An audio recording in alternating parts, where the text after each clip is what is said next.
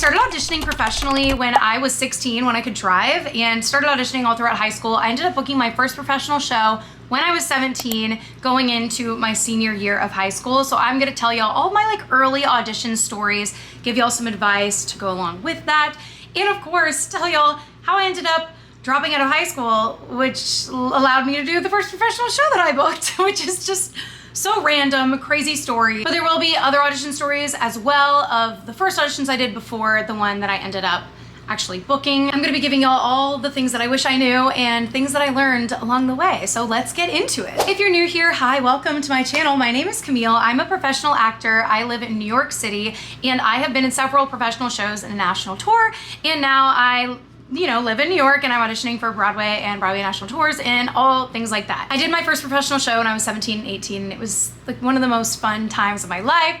I loved auditioning professionally when I was in high school. I am from Dallas, so there are quite a few professional theaters there. It might not be in your area, but that is just where I'm from, so you have the context of all of that. But that's kind of where I am now. I started doing musicals when I was 9, and in middle school I like really hit the ground running and did as many shows as I possibly could.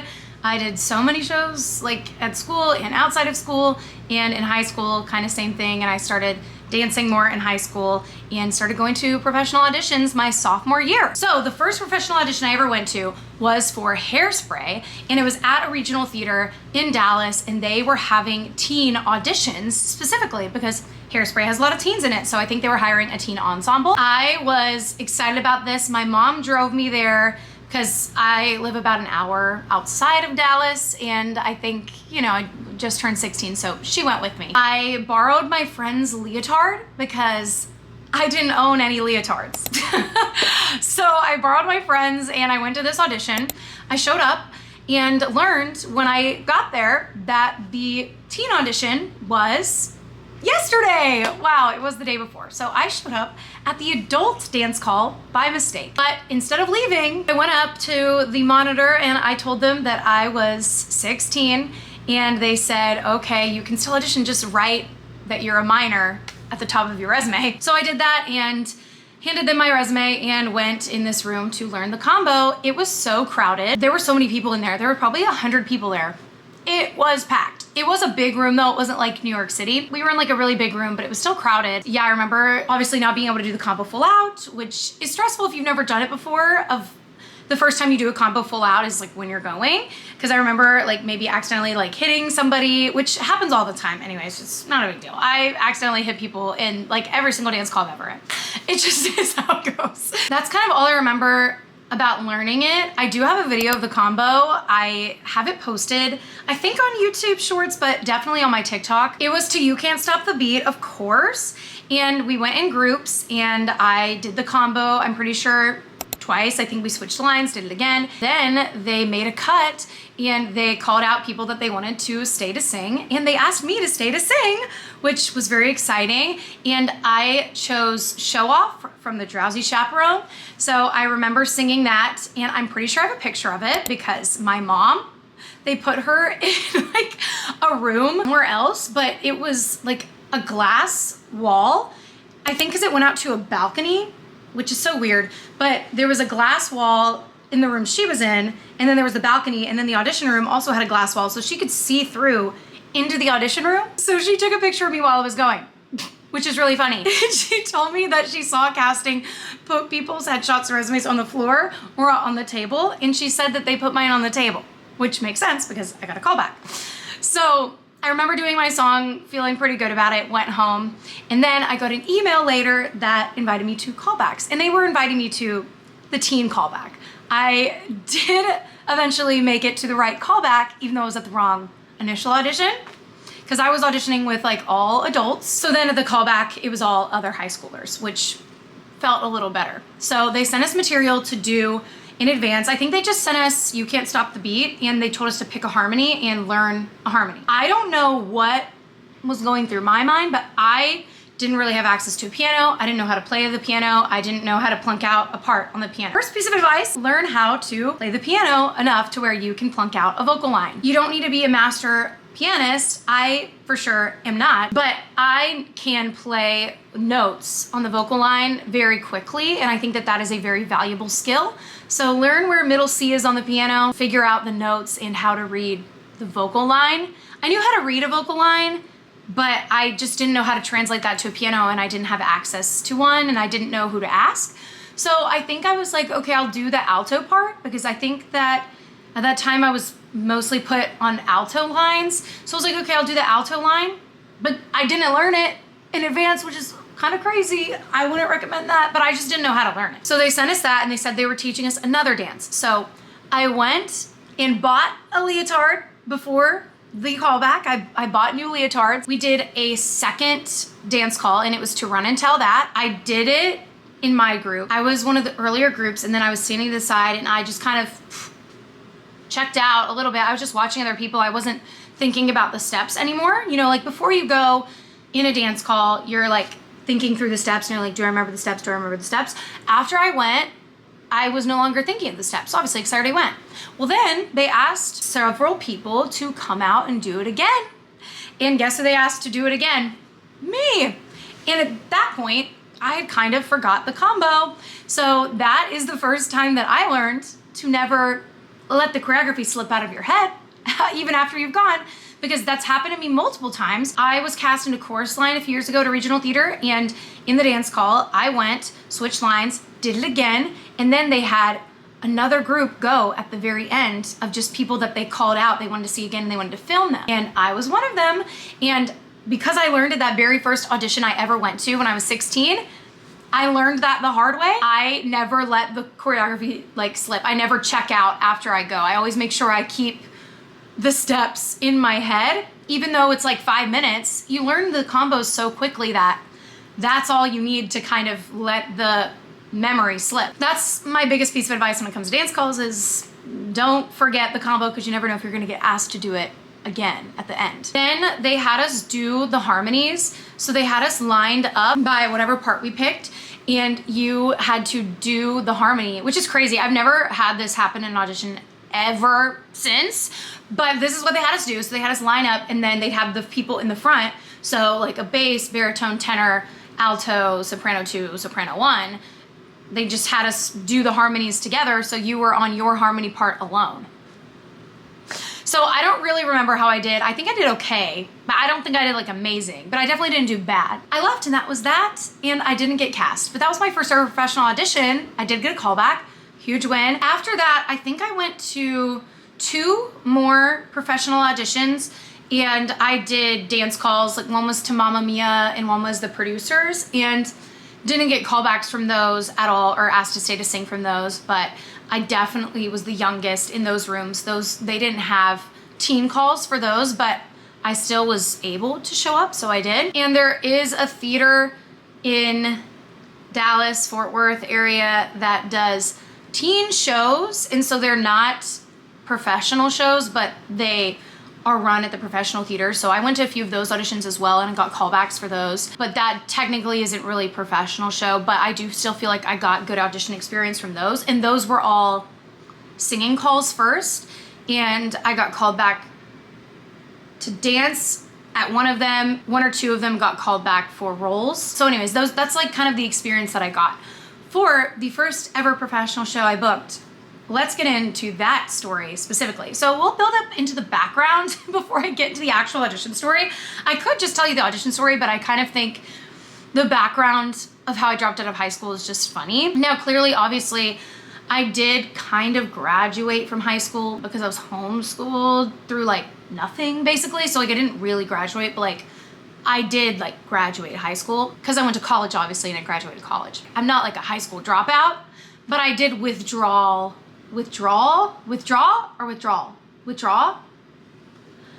don't know. I withdrew from my high school after my junior year. I've been editing the video today, and I feel like I wasn't super clear when I was telling this part of the story, so I'm going to tell it again. I was very, very, very committed to my high school theater program. I worked on every single show. I did tech in like every aspect. I was there after school working hard every day. I was always showing up, very committed to this theater department. My junior year, we were doing a show that was a great show for me. I was so excited about it. And now as an adult, I get called in for this show for the lead roles all the time. So it still is a good show for me, but I was very excited. I worked super hard on the audition, and the director was having many conversations with me privately, really weird, like when I think back to it, about how good I was and how I was better than other people and how other people were lazy and they didn't work hard and how much he values hard work and all of this stuff that was kind of weird. But he was implying to me that I would be cast in a lead role. And when the cast list came out, I did not have a speaking part, and I had a meeting with him and my parents about why, and there wasn't really a reason. And I felt very betrayed because I realized that he had been manipulating me. When this cast list came out, my friend who had graduated the year before, he texted me and he said, Camille, leave the school, be homeschooled. Like, they don't deserve you. You should have got more than that, basically. But to be clear, I didn't leave the school because I was mad over a cast list, and I'm not encouraging that by any means. I left because I was mad at him. I had realized I put all of this time and effort into this program and into the department for him to treat me that way, and I really was mad at him. And there were lots of other things that happened, and I could get into specifics of things he said, but I'm not going to because it was so long ago and I don't fully remember, and I just don't care anymore. But that's basically like the background and the reason why I wanted to leave. My friend who texted me that, he put it in my head, and I kind of was like, yeah, honestly, that's a good idea. I should leave and be homeschooled.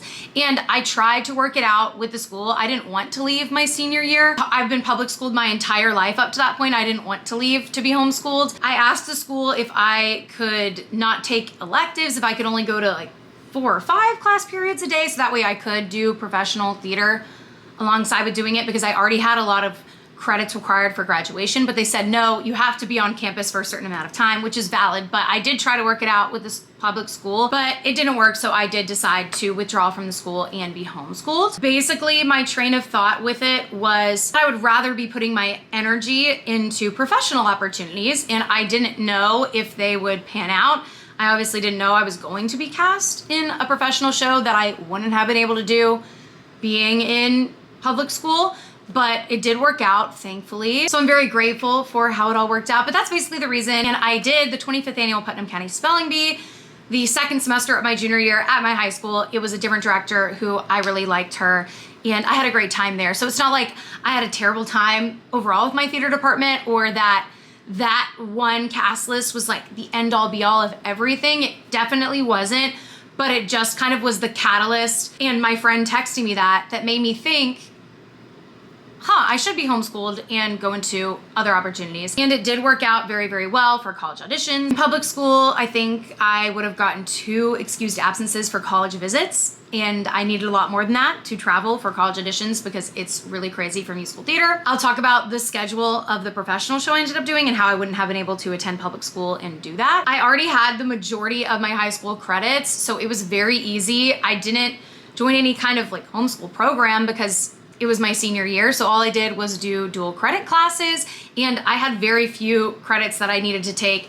It only took me an hour or so a week to do school. It was very easy. I had lots of time to focus on theater, which was very great. That is basically the story of why I left my high school. Now let's get into the actual audition story of my first professional show I booked. I graduated high school in 2020, so me doing all online class and not having a graduation was not special, and not getting a prom. No one did. So honestly, I feel like I would have felt left out, but I didn't because that's how it worked out. I took classes at Dallas Children's Theater my junior and senior year. They had a advanced musical theater class. So I did that my junior year, and they have a showcase. I did that class, and I was given a solo in that showcase show, and I sang Alto's Lament. I think I also did something else. I'm trying to remember. Oh, and I sang in At the Ballet. I was Sheila, and I was in a few other numbers, but those were like my numbers were at solos. I had been going to that theater once a week that year of my junior year, taking a class there. But Dallas Children's Theater is a professional theater, and they hire adult actors and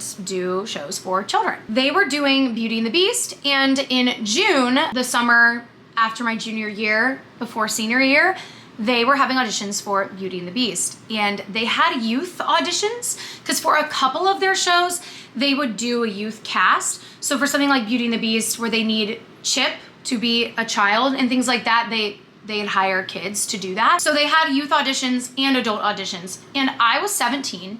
So I asked the director. The director did not teach the class that I was in, but I had seen her around because I believe she was the artistic director of the theater at the time. So she had seen the showcase. I asked her if I was able to audition as an adult because I was going to be turning 18 2 weeks into the process. And she said, yes, you can audition as an adult. However, we would hire you with a youth contract still, because we wouldn't be able to pay you, but we will consider you for the adult cast. So anyways, weird technicality there, but I auditioned, so I signed up and I got an audition time, and my time slot was at like 9-10 p.m. or something, which is funny because like that's kind of late for an audition, but I'm a night person, I thrive then. And I sang Delicious from Nice Work If You Can Get It, which is really cute, fun song, because I was like, you know, I should go for a silly girl, or like Babette, I guess, because that's probably more my age, is like a silly girl. So that's what I was going for. And that song is like, I'm so delicious. It's very funny and like self-absorbed, kind of like the silly girls. So I did that, and I think that she really enjoyed it. We had like a nice conversation after I sang. I did very well and I felt great about it. Then I went out of town because I was doing Nexus, which is Texas State's summer camp, and it's kind of like a college edition prep camp. That's why I was out of town, but I got a call or an email while I was at the camp saying, hey, we're just letting you know that you are being considered. Basically, you would have gotten a call back, but since you can't go, like, we're just telling you, like, basically you're called back, but not like cast yet. Then a while after that, I was cast. Ensemble is all they said, but I was in the adult cast. But again, they gave me a youth contract where they didn't have to pay me anything, which is okay because at that time you could get EMC points, which I'm still grateful for and was worth not getting paid, because I get seen at New York auditions to this day, because they're about to get rid of it, but not yet. I get seen at more auditions being EMC because of that show. I got my EMC card. So very grateful for it. So literally all I did for my audition was sing a 1-minute cut of a song, and that's it. And they cast me from that. But I think it goes to show that in any field, any world, people are more likely to cast someone that they've seen before, someone that they know, someone that they have a connection to. So even though I didn't know the director super well at the time, she had seen me around, she had seen my work in that showcase, and she could ask her colleague, the person who was the teacher of my class and directed the showcase, what I was like in rehearsal, if I was professional, if I was ready to be in a professional show, if I would act in a good manner, if I was, prepared enough to do that, and everything like that. So I think that very much helps and was very helpful in terms of me getting cast in that show. 2 weeks before the rehearsal started, I believe, I got an email that was like, hey, we're just letting you know your additional roles are going to be silly girl / like fork. And I was like, wait, I'm a silly girl? Like, I just thought I was gonna be in the ensemble and not have any lines, but I was like, I'm a silly girl? What? I literally cried of joy. I was so happy because I feel like at that point I was feeling very down in terms of what had happened at my high school, because I did have a great time doing spelling bee, and I was Rona in spelling bee, which was great, but I just felt like I wasn't talented from the other situation of the other show, of not getting cast in that and feeling very like not cared about at all by that director when he pretended to care about me. I just felt like I wasn't very talented because of things that he said to me. But then I am 17 years old and I get to be a silly girl in Beauty and the Beast at a professional theater, and I was the youngest one in the adult cast by far. So I felt very grown. It was a very great experience. I loved everybody in the cast. It was very great. So even though I wasn't getting paid, I still was in the adult cast. I was at all the rehearsals that they did. The youth cast was double cast, so they only did half the shows, and I did all 8 shows a week. We did 8 shows a week, and this is why I couldn't do it during school, because since it is a children's theater, we did 8 shows a week, and 4 of them were Tuesday to Friday at 10 a.m. So I would have had to miss every day of school but Mondays because also the theater was an hour away from my high school. So there's just no plausible way I would have really made it. I would have maybe made it back for 6th or 7th period, but yeah, there wasn't a way in which I could have done that. The sun is setting right now. It's literally 4:30 p.m. and it's almost pitch black outside. So that's why the lighting's changing so much. Anyways, yes, tried to do something with the high school. I asked them about it, but they wouldn't do it. So very, very grateful for that experience because if I didn't leave my high school, I wouldn't have been able to do that show. Very grateful for that. I had an amazing time. We did 8 shows a week. And then on the weekends, we had 2 shows on Saturday and Sunday for the public at like 1:30 and 4:30. Yeah, we had morning shows during the school day. So that is kind of how it worked. That's how I was able to do my first professional show. That is why I left my high school, is because really of that cast list kind of, but it was less about that. It was more about the director specifically lying to me and then making me feel so terrible about myself. But yeah, my first show was so fun. I ended up being a silly girl. I was a wolf shadow, so I got to put on a wolf mask and gloves and like go like this as like a shadow.